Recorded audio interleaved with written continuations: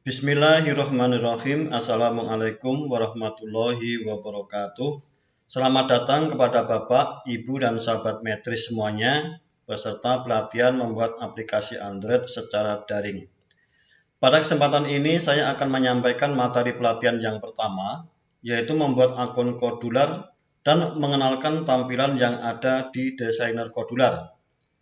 Membuat aplikasi Android menggunakan Kodular ini, prakteknya sangat mudah. Karena di sini kita tidak perlu skill coding atau tidak perlu tahu bahasa pemrograman, tetapi cukup dengan drag and drop, geser, tahan, dan lepaskan saja. Baiklah, sebelum mulai, yang perlu kita siapkan adalah satu laptop yang terkoneksi internet dengan lancar. Kemudian yang kedua, siapkan browser, boleh menggunakan Chrome, Mozilla, atau browser yang lain. Sekarang kita buka browsernya.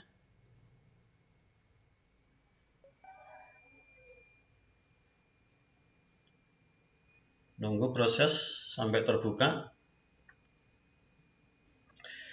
Nah, setelah itu di address bar kita tulis alamatnya, yaitu www.kodular.io. Kemudian kita klik enter. Sehingga kita diarahkan pada halaman home Kodular. Kemudian untuk membuat aplikasi, kita klik tombol Create Apps. Di sini. Sehingga muncul jendela baru dibuka secara sempurna. Ini halaman baru muncul. Kemudian di sini kita diminta untuk sign in, login bagi Bapak Ibu atau sahabat Metris yang sudah memiliki akun Kodular, atau bagi Bapak Ibu dan sahabat Metris yang belum memiliki akun Kodular, kita bisa sign up atau mendaftar dengan menekan tombol G yang ada di bawah kiri. Saya klik di sini, klik.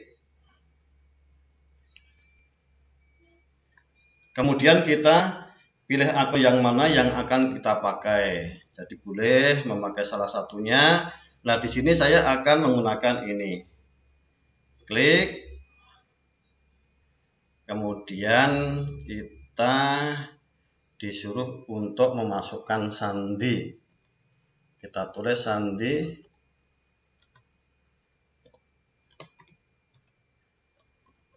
Nah, setelah itu kita klik berikutnya.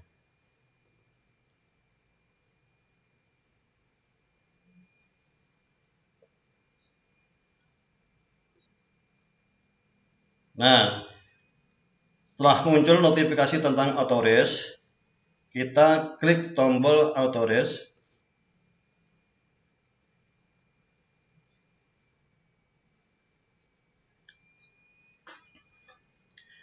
Kemudian muncul sebuah agreement atau persetujuan meminta kita untuk menyetujui menerima syarat dan ketentuan layanan yang berlaku. Di sini kita baca-baca sebentar, kita pahami isinya. Kemudian kita klik yang paling bawah ini, yang berwarna pink ini, I accept the term of service. Kita klik.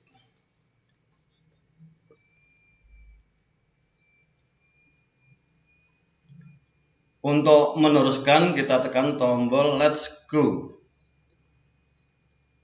Sehingga terbuka halaman di mana kita dihadapkan pada dua pilihan. Yaitu pertama ini create project, yaitu untuk membuat project baru, atau import project, yaitu memanggil file project yang dulu pernah kita buat dan kita akan membukanya kembali. Karena kita akan membuat project baru, maka di sini kita tekan create project. Nah, setelah itu kita tulis nama projectnya di sini. Ingat, jika nama project kita terdiri dari 2 kata atau lebih, maka kita tidak boleh menulisnya pakai spasi. Jadi langsung kita sambung atau kita hubungkan dengan underscore. Misalnya kita akan memberi nama aplikasi kita yaitu materi pelajaran misalnya. Maka kita tulis materi pelajaran begini, disambung, atau kita pisahkan dengan underscore gini. Ini nanti kemudian kita klik. Umpama kita kasih spasi bagaimana, misalnya begini. Nah, ada warning. Nah, jadi nanti kalau kita klik juga tidak bisa karena di sini tidak aktif ya. Maka di sini bisa kita sambung atau kita kasih underscore. Kemudian kita klik next.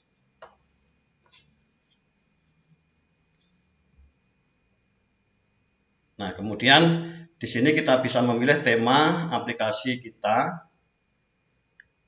Ini tema, atau bisa kita biarkan secara default saja. Kemudian sebagai target aplikasi kita nanti minimal di versi Android berapa, kita pilih di sini. Di sini ada pilihan ini. Atau kita biarkan secara default. Kemudian paket name, kita boleh menggunakan nama profil company kita atau dengan nama yang lain. Misalnya di sini kita tulis com.metris parsial. Kemudian primary color, warna primer, kemudian primary color dark, accent color. Nah, ini kita bisa memilih warna sesuai dengan kehendak kita. Jadi umpama kita mau mengganti warna ini, maka caranya kita klik di sini. Nah, kemudian muncul pilihan warna. Jadi kita pilih warna yang kita inginkan di sini. Kemudian kalau sudah dipilih, maka kita klik set. Tapi di sini saya biarkan secara default saja. Jadi ini saya cancel. Kemudian kita klik finish. Finish.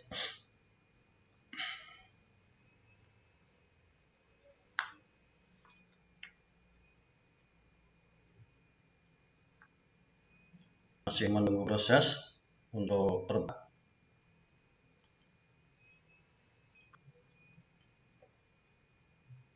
Nah, inilah versi Kodular yang kita gunakan. Di sini kita menggunakan Kodular Phoenix 1.5.3. Kemudian kita klik next. Next lagi. Nah, kemudian let's go. Nah, sekarang kita dihadapkan pada project baru yang masih kosong, belum ada apa-apanya. Jika kita ingin membuat aplikasi apapun, maka mulainya dari sini. Selanjutnya, saya akan menjelaskan tentang apa yang terlihat di layar desainer ini. Ini adalah halaman desainer. Nah, di sini di sebelah kiri halaman ini ada palet komponen atau biasa disebut palet saja. Kemudian macamnya terdiri dari berbagai komponen yang dikelompokkan dalam kategori berbeda. Ada user interface, ada layout, ada media, ada drawing and animation, maps, dan lain-lain. Jadi Bapak Ibu dan sahabat Metris bisa melihat secara lengkap di sini. Saat kita perlu menambahkan komponen, kita dapat mengklik komponen di palet. Misalnya kita akan menambahkan button, ya, button atau tombol.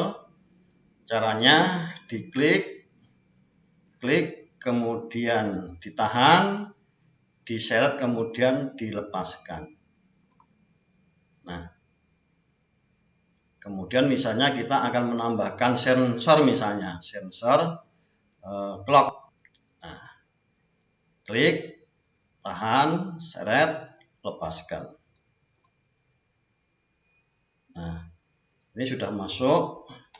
Jadi komponen clock ini termasuk komponen non-visible atau tak terlihat. Sehingga walaupun sudah kita tambahkan di viewer ini tidak terlihat, namun komponennya tetap terlihat di area hierarki komponen di sini. Jadi di sini tampak, tapi di sini tidak tampak karena clock adalah komponen non visible atau tidak terlihat. Ini adalah area hierarki komponen. Secara default di setting pada all komponen, artinya komponen-komponen yang telah ditambahkan di viewer akan ditampilkan semua di sini. Tetapi jika di drop down ini kita pilih visible komponen, nah, maka yang tampak di sini adalah komponen yang terlihat. Tetapi kalau yang dipilih di sini adalah non visible, maka yang tampak di sini adalah komponen yang tidak terlihat di viewer. Kita kembalikan pada settingan default yaitu all komponen, sehingga komponen semua terlihat di sini, baik itu yang visible maupun non visible. Kemudian area kedua dari kiri ini adalah viewer yang memberikan tampilan aplikasi tiruan seperti yang terlihat di perangkat nyata. Jadi ini merupakan Android kita bekerja pada area ini. Kemudian area paling kanan terdapat panel Property Designer. Ini adalah Property Designer.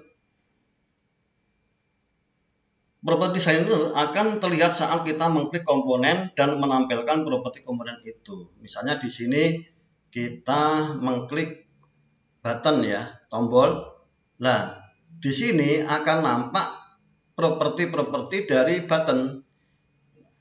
Ada background color, kemudian ada enable, ada font bold, ada font italic, dan lain sebagainya. Ketika kita mengklik clock, maka properti dari clock akan muncul di sini.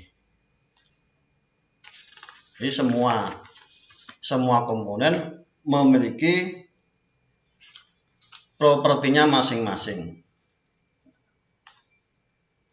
Di sebelah kiri designer ini ada project setting, ya. Ada general, ada timing, ada publishing, ada monetization, ada epic case. Nah, ini project setting. Ini kita lewati saja karena dalam pelatihan ini kita masih menggunakan yang default saja. Kita close.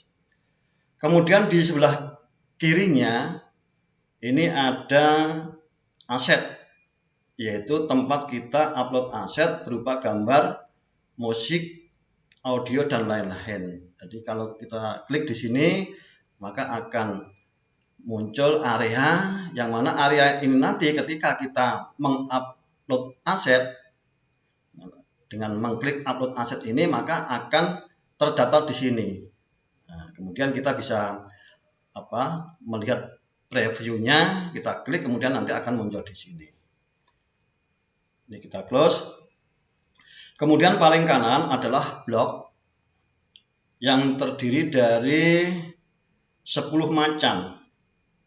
Jadi ada kontrol, ada logik atau logika, ada math, matematika, teks, kemudian daftar, kamus, warna, variabel, kemudian prosedur, kemudian ini komponen apa saja. Kemudian di bagian atas halaman terdapat beberapa menu. Ini ada project,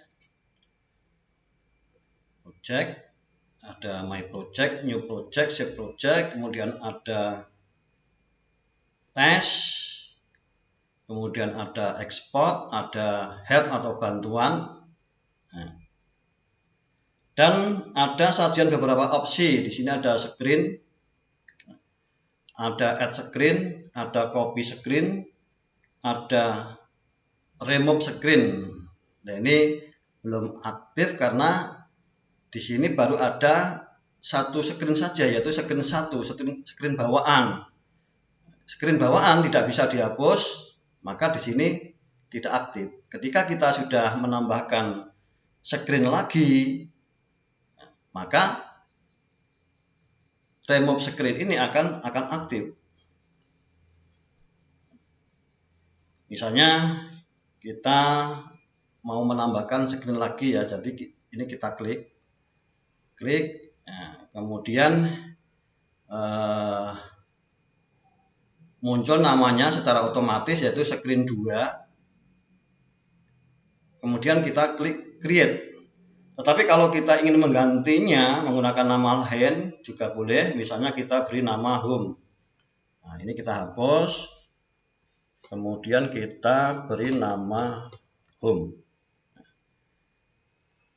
Setelah itu kita klik create. Nah, ini sudah ada, jadi kita bisa kita cek di sini. Jadi ini screen 1, screen bawaan, kemudian ini screen home yang baru saja kita buat. Di samping itu kita juga bisa menduplikasi screen dengan cara copy screen.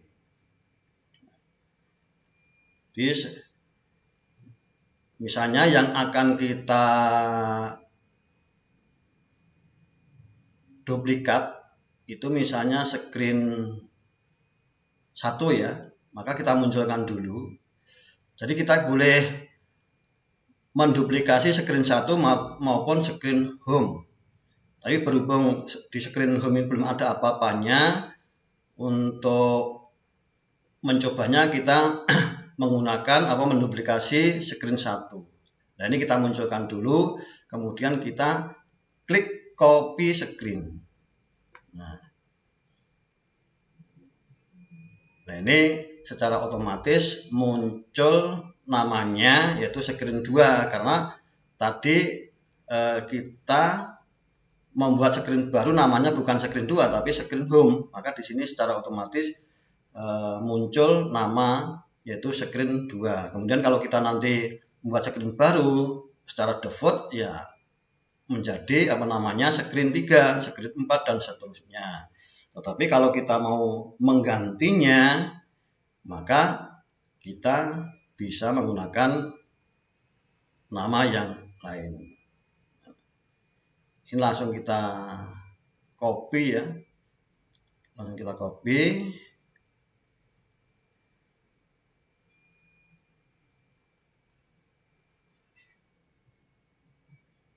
Hasilnya ini ya. Jadi sudah ada 3 screen ya, screen 1, screen home, dan screen 2. Nah, karena yang kita duplikasi tadi screen 1, maka komponen yang ada di sini adalah komponen di screen 1. Jadi komponen-komponen yang ada di screen 1 itu semuanya akan terduplikasi. Ini baru ada satu komponen yaitu button ya. Umpama di sini di screen 1 tadi ada banyak komponen, maka di screen duplikasinya di screen 2 itu nanti ya banyak komponen gitu. Kemudian kalau ini mau kita hapus lagi, tidak kita perlukan, maka kita bisa mengkliknya ini. Jadi tergantung mana yang akan kita hapus. Misalnya kita akan menghapus screen home misalnya, maka kita tampilkan dulu. Kemudian kita klik remove screen. Kalau yang akan kita hapus adalah screen 2, maka yang kita tampilkan screen 2. Kemudian kita klik remove. Klik remove, kemudian kita diminta untuk menuliskan nama screen yang kita hapus. Ingat Bapak Ibu dan sahabat Metris, yang kita tulis ini harus sama dengan nama screen yang kita hapus. Baik itu sama besar kecilnya huruf atau ya jumlah huruf harus sama. Di sini screen 2. Misalnya screen 2 ini saya tulis screen-nya S-nya kecil misalnya. Screen 2. Nah, ini nanti tidak bisa dihapus karena apa? Tidak sama dengan di sini. Maka di sini kita ganti S-nya adalah huruf besar. Nah, kemudian kita klik delete. Nah, bisa terhapus. Kita cek di sini. Nah, screen 2 sudah tidak ada karena sudah terhapus. Kemudian saya jelaskan Bapak Ibu bahwa screen 1 atau screen bawaan itu tidak bisa dihapus. Yang bisa dihapus adalah screen selain screen 1 atau selain screen bawaan. Itu. Jadi silakan Bapak Ibu